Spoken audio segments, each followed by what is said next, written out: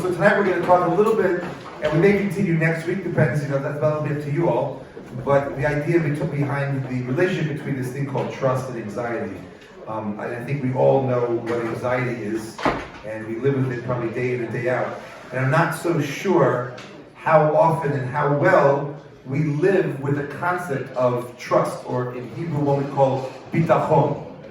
Now you should know there are two terms in Hebrew, emunah and bitachon. And they're both mistranslated in English. Emunah would be translated as like blind faith.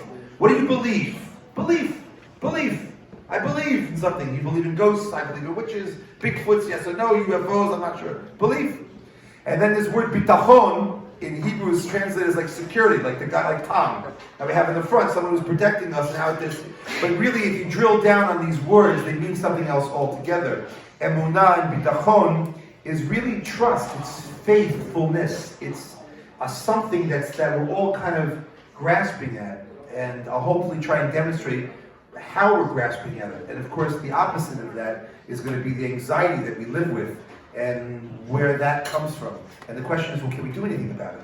And of course the answer as a Jew is going to be a resounding yes, because if we have a treasure chest, if you if you have an heirloom, like someone told you, listen, you just inherited 50 acres in in the Amazon or whatever. So you would wow, I got to find out all about my family, my history. I'm going to go and I'm going to visit. I'm going to farm and I'll do all these things. You leave your Wall Street job, whatever you do, and we have an incredible heirloom, and that heirloom that we have is this ability to weather the storm. This ability to live with a sense of security or trust. These words in English don't really add up, but we'll use them anyway. Security, trust, faith. This ability to weather the storm, to live with a serenity, with a calm, with a confidence, with a safety, as opposed to living with anxiety and stress. Okay? So that's what we're going to try and drill down on. I'll tell you an amazing story. There's a plug for the Poland trip. Okay, if you haven't been to Poland, you have to come to Poland. Okay, 75th anniversary of the liberation of Auschwitz International Holocaust Remembrance Day. Okay, just get off the tuchus and come to Poland and see it for yourselves and experience it. And don't believe me, believe that many people who have already done that with us, but you gotta come. So one of the trips I was in Poland, it's an amazing thing that happened. You ready for this? What is the image of a person who has total trust? The opposite of anxiety. What's the image? This is an amazing story that happened. I'll try and tell it quickly for Bianca's sake. That's from my wine? This is my wine? Yeah. Unbelievable. Where'd that come from? Thank you. See, I just trusted that there'd be a glass of wine here and it just fell from the heavens. Unbelievable. All right, L'chaim.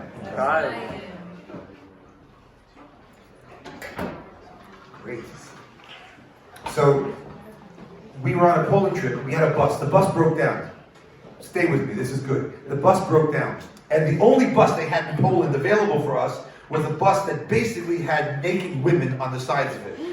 It's just a bus that pulled up. We're in the middle of Poland and we were stranded, and the alternate bus, the replacement bus, said student travel, and it had basically torsos of very small bikini clad, large women, giant, the size of the entire bus. The bikinis were small, and just around the whole bus. Only in Poland does a bus like that get whatever, a license.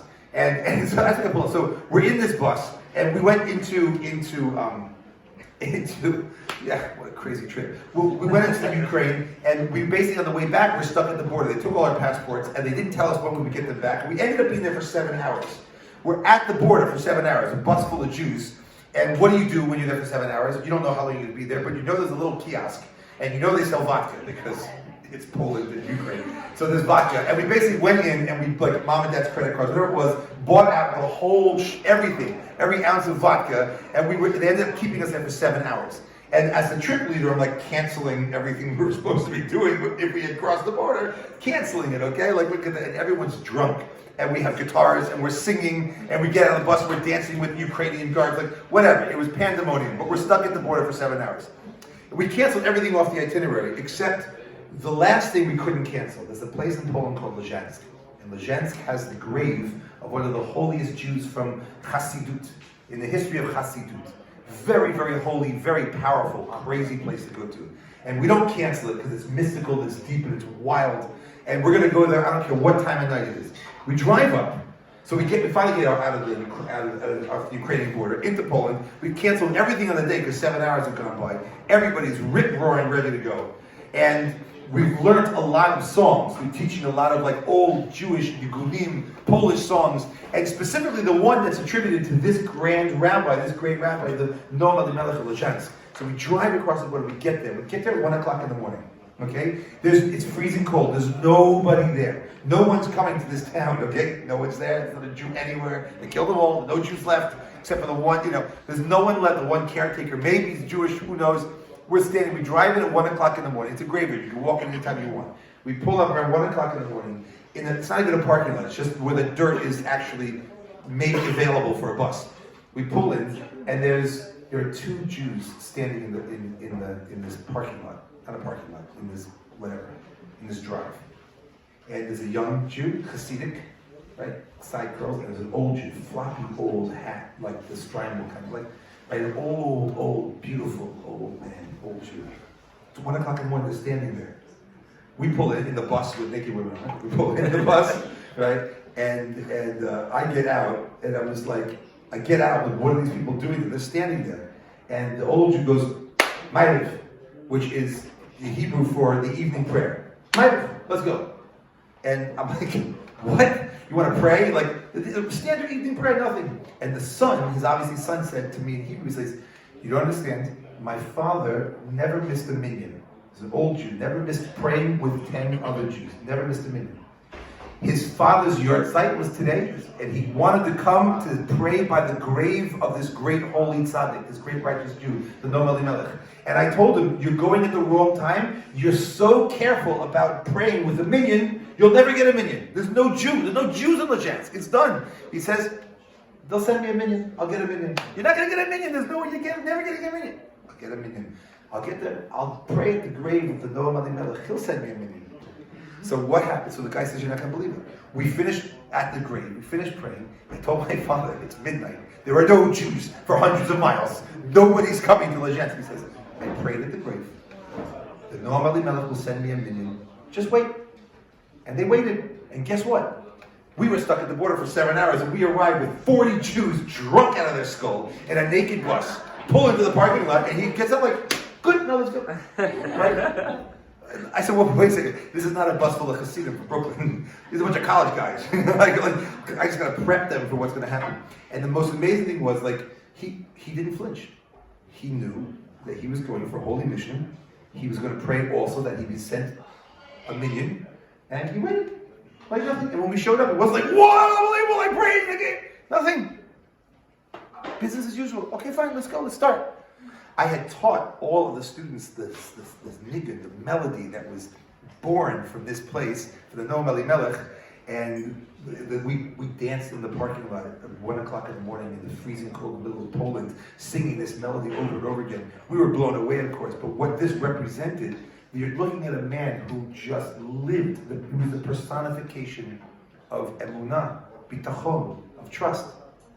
I know, I need a minyan, send me a minyan. Now, let's be clear, right?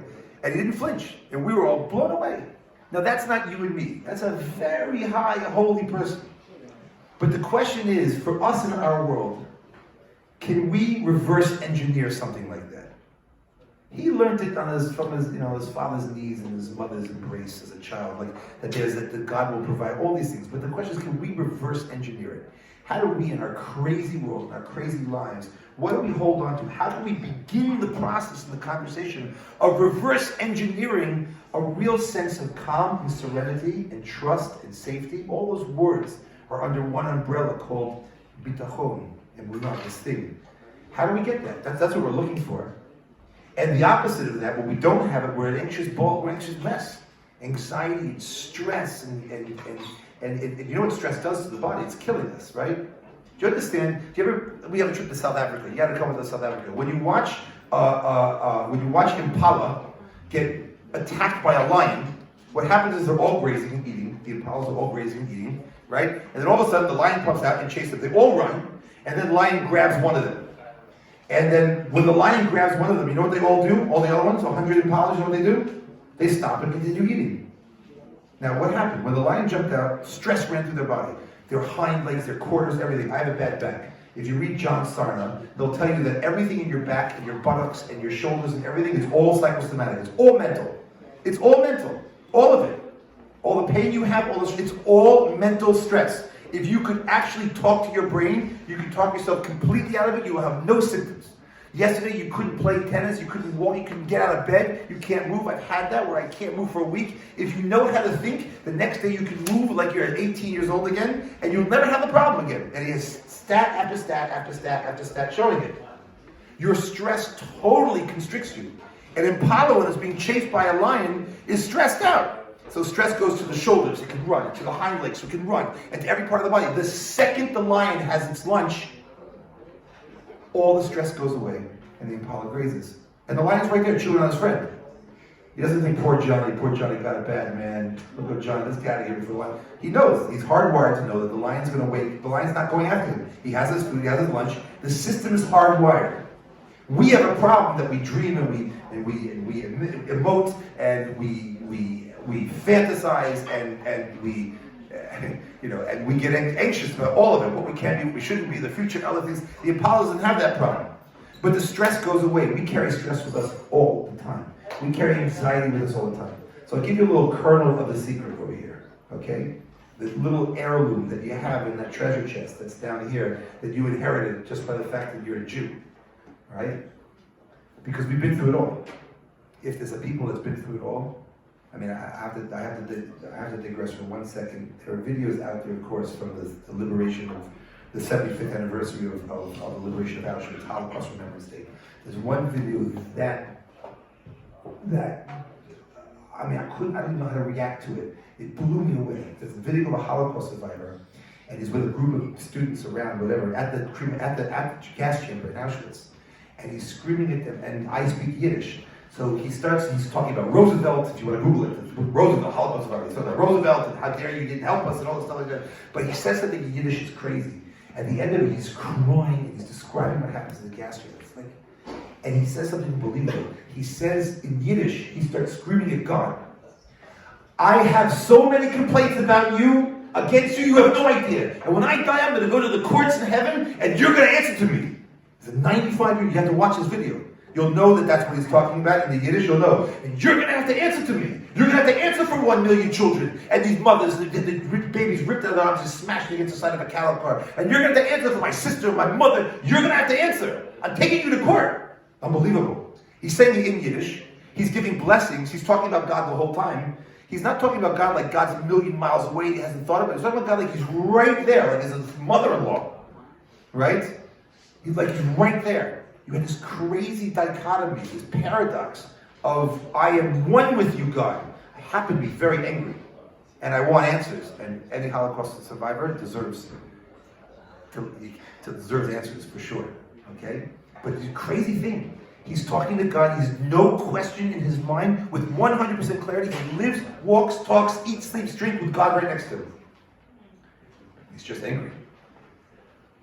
What's this heirloom we have? So I'll give you the kernel. It goes like this. We talk about the couch and happiness and serenity and peace and calm, blah, blah, blah, blah, blah, blah, blah. Hashtag in front of all of them, and no one ever clicks the hashtag. Do you guys ever click the hashtags? Just to be honest with me. No, you don't. I knew that. I knew it. I knew it was all fake. Okay? No one clicks the hashtag. Put a hashtag in front of he clicks the hashtag? I'll talk to you. Only if it says thank you. Right? Click the hashtag. Put the hashtag in front of all of a sudden, well, I'm happy, I'm serene, mindfulness. I love that. Mindful, I love it. Great, okay? My wife's a therapist. Everyone in her office is the hashtag mindfulness. Okay? What's the secret? Where do we turn it around? So all those things, happiness, mindfulness, serenity, all those things. Let's call that emunah. Let's call that our faith right now. Where does that come from? It's an amazing thing. In psychology, they'll tell you, determine what it is you can control. First, determine what you have no control over, and you have to accept that. And then determine what you can't control, and only focus on those things. Very nice, that's good. Boker tov, wake up in the morning. I'm going to take it one step deeper. Okay? Real faith, real calm, what will actually bring a person to simchat ha'chaim, Real happiness is as follows. If in any situation you're in, you know what you're doing is the right thing to do. You might not know why you have to do it. You might not know why you deserved it, why it's coming to you, what the future holds. But if you know that how you respond and how you act in any situation is the right way to be acting in that situation, if you know that what you're doing is the right thing to be doing, it will create the most tremendous sense of happiness and serenity and calm. Anxiety will be that I'm doing something I have no clue where it fits in. So I need to control everything around it. The more I can control, the more I can do, the more I'm trying to grasp on some type of security to that. And that creates a domino effect. It creates more anxiety, more anxiety, more anxiety. The purpose of living a life as we Jews have it with God and with the Torah, with the instruction manual, so to speak, is the ability to be precise about knowing what to do in any situation. The challenges will come my way, but what am I supposed to be in the face of those challenges? What am I supposed to respond to? How am I supposed to function? What is expected of me right now, and how can I fulfill that? And even if the smile, even if the expression on your face is one of pain, suffering, difficulty, it doesn't matter. If I know what I'm doing right now is the right thing to be doing, I trust that it makes sense, I trust that it's being looked after, that's where the calm comes from. Jews, the great Jews of, if we put them on a pedestal, they raised with that and they devoted their lives to it and they live it and they embodiment of it. That's the heirloom that they're trying to give us. We need to take it a little bit, reverse engineer it, and learn how to find God and order and justice and purpose and everything that it's there and believe in it. Like a child believes that the mother is always going to be there for him and look after him and protect him. And live with that and know that our lives are being curated and tailored. And our job is just to play as you go and navigate. But it's all being taken care of. If we think that we're, the other thing about the sticker, God is my co-pilot, he's the pilot. I'm in the co-pilot seat. This is what we Jews have. We've been through everything and that's how we've got through it. And we can get through anything with the calm and the serenity and the purpose that the world's been running after with every hashtag that they have. So let's really think about it. How can we start to reverse engineer this? What can we control, what can't we control? If we have God in our lives, to what degree we can really put our money where our mouth is and understand that we're here for a reason and His design is the purpose to us. And we're playing out that drama and that beauty as we go, right? But we trust that there's a reason, we trust that there's justice, we trust that everything is coming our way in the right measure, in the right time. It's building us, it's growing us, and we know that there's some place that we're going to get to. And we believe in that end goal. Thank you for listening.